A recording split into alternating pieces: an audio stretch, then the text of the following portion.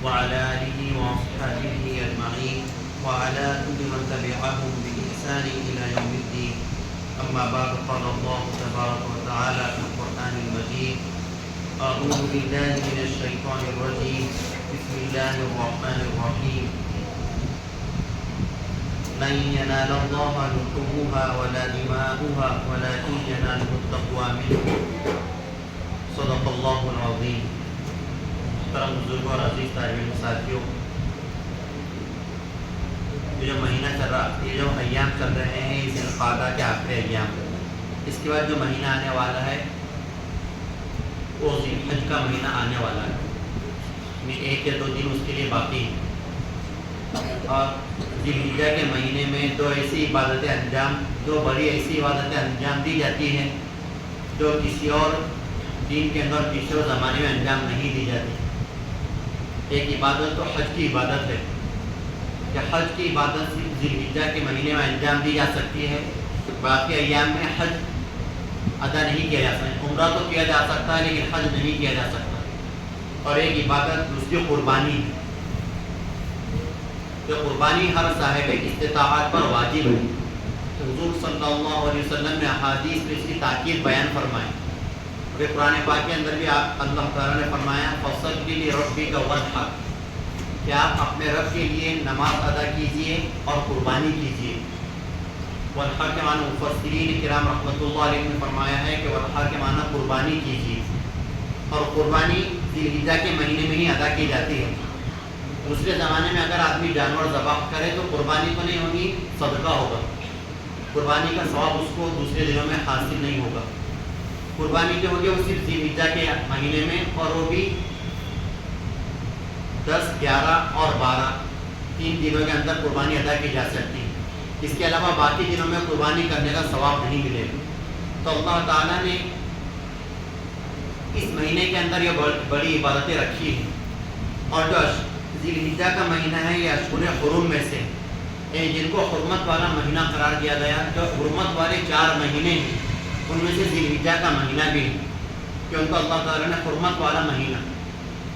زمانے جاہلیت میں بھی اہل عرب ان مہینوں کو حرمت والا اور تقدس والا سمجھتے تھے، اور ان مہینوں کی عظمت کرتے تھے کہ جب ان مہینوں اگر وہ لڑائی اگر ان کے درمیان جاری رہتی تو ان مہینوں کے آنے پر وہ لڑائی کو روک دیتے تھے.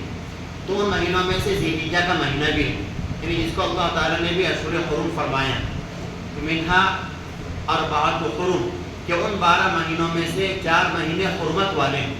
یعنی اللہ تعالیٰ نے 4 مہینوں کو حرمت اور تقدس عطا فرمایا ہے.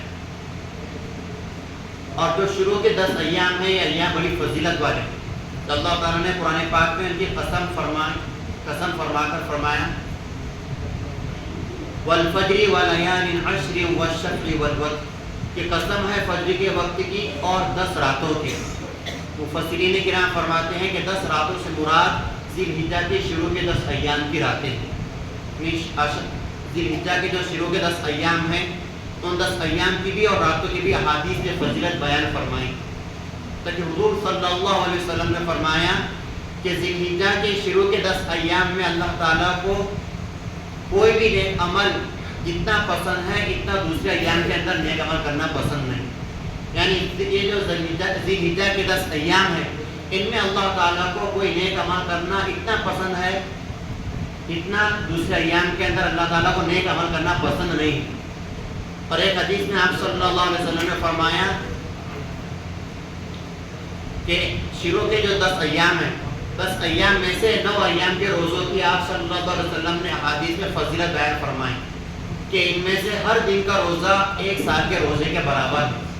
یعنی ذی الحجہ کے اگر شروع کے 10 دن میں سے یعنی 9 دن میں تو روزہ ہو سکتا ہے. 10ویں تاریخ کو چونکہ عید کا دن ہے اور عید کے دن اور اس کے بعد 12 تاریخ کا روزہ رکھنا حرام ہے. تو شروع کے 9 ایام کے بارے میں حضور اکرم صلی اللہ علیہ وسلم نے فرمایا کہ جو آدمی 1 دن روزہ رکھے گویا ایسا ہے جیسے 1 سال روزہ رکھا. یعنی 1 دن کے روزے کا ثواب 1 سال کے روزے کے برابر ہے.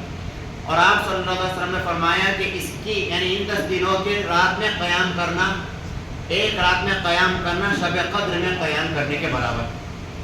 تو یہ 10 ذی الحجہ کے جو 10 ایام آنے والے ہیں یہ بڑے بابرکت اور بڑی خصوصیت والے ہیں.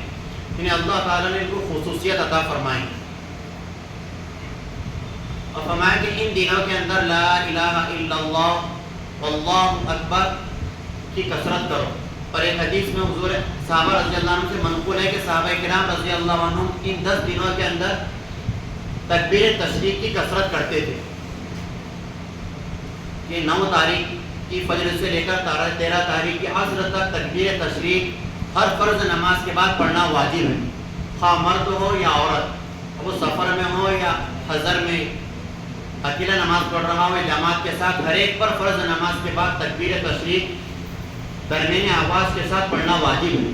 یہ تو 5 دنوں میں تکبیر تشریق پڑھنا واجب تو ہے، لیکن جو دوسرے باقی جو ایام ہے ان کے اندر بھی اس تکبیر تشریق کی کثرت کرنا صحابہ رضی اللہ عنہ سے منقول ہے کہ صحابہ کرام رضی اللہ عنہ ذی الحجہ کے شروع کے 10 دنوں میں اس تکبیر کی کثرت فرماتے تھے.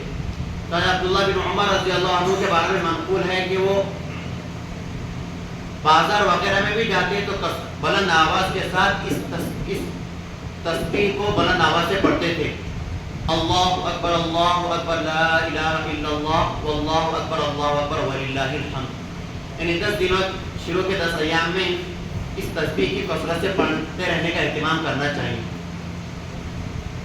تو 10 ایام جو ہے فضیلت والے اور خصوصیت والے ہیں، تو اللہ تعالیٰ نے جب ان کو خصوصی شرف عطا فرمایا تو ان 10 دنوں کو عبادات کے ساتھ اور تسبیح کے ساتھ گزارنے کا اہتمام کرنا چاہیے. اور اللہ تعالیٰ کا یہ قانون ہے کہ اللہ تعالیٰ جب کسی دن کو اور کسی زمانے کو کوئی فضیلت عطا فرماتے ہیں تو اللہ تعالیٰ ان دنوں کے اندر نیکیوں کا ثواب بڑھا دیتے ہیں. جیسے میں نے حدیث پاک بیان فرمایا کہ حدیث میں اللہ کے رسول صلی اللہ علیہ وسلم نے فرمایا کہ اللہ تعالیٰ کو کوئی عمل جتنا ان دنوں میں محبوب ہے اتنا کوئی اور زمانے میں نہیں ہے. یعنی اللہ تعالیٰ دوسرے زمانے کے مقابلے میں اس زمانے کے اندر نیک عمل کرنے کا ثواب مرحمت فرمائے. تو جس طرح اللہ تعالیٰ نیک عمل کا ثواب بڑھا دیتے ہیں، اسی طرح اگر کوئی آدمی ان ایام کی ناقدری کرے، ان ایام کو غفلت کے ساتھ گزار دے تو ان ایام کے اندر نافرمانی کا وبال بھی بڑھ جاتا ہے. چونکہ اس نے اللہ تعالیٰ کی اس نعمت کی ناقدری کی اور اللہ تعالیٰ نے جب نیکیوں کا ثواب بڑھایا تو اس نے ان دنوں کو غفلت کے اندر گزار دیا. تو اگر کوئی آدمی ان دنوں کی ناقدری کرے، گناہوں کے اندر اگر ان دنوں کو گزار دے تو جتنا وبال ان گناہوں کا دوسرے دنوں میں ہوتا ہے اس سے کئی زیادہ وبال ان دنوں کے اندر گناہ کرنے کا ہو. تو کوشش یہ کرنا چاہیے کہ ان ایام کو زیادہ سے زیادہ تسبیح کے اندر، عبادت کے اندر گزارنے کی کوشش کریں. اور اہم جو عبادت ہے وہ قربانی کی عبادت، کہ قربانی کی عبادت کی آپ صلی اللہ علیہ وسلم نے خاص تاکید فرمائی. بلکہ آپ صلی اللہ علیہ وسلم کے بارے میں آتا ہے کہ آپ صلی اللہ علیہ وسلم 10 سال مدینہ منورہ کے اندر رہے اور 10 سال میں آپ نے کبھی بھی قربانی کو ترک نہیں کیا. 10 سال آپ صلی اللہ علیہ وسلم نے ہر سال قربانی ادا کی. حتیٰ کہ فرمایا کہ جو آدمی صاحب حیثیت ہو اور صاحب حیثیت ہونے کے باوجود وہ قربانی نہ کرے تو فرمایا کہ وہ ہماری عیدگاہ پر نہ آئے. یعنی آپ صلی اللہ علیہ وسلم نے کتنی سخت ناراضگی کا اظہار فرمایا کہ مالدار ہونے کے باوجود اور وسعت ہونے کے باوجود بھی اگر وہ قربانی نہ کرے تو وہ ہماری عیدگاہوں پر نہ آئے. تو اللہ تعالیٰ ہم لوگوں کے ان ایام کے قدردانی کی توفیق عطا فرمائے. اللہ تعالیٰ ان کو نیکیوں کے ساتھ گزارنے کی توفیق عطا فرمائے. وآخر دعوانا الحمد للہ رب العالمین. ان کی سنتیں باقی اور سنتیں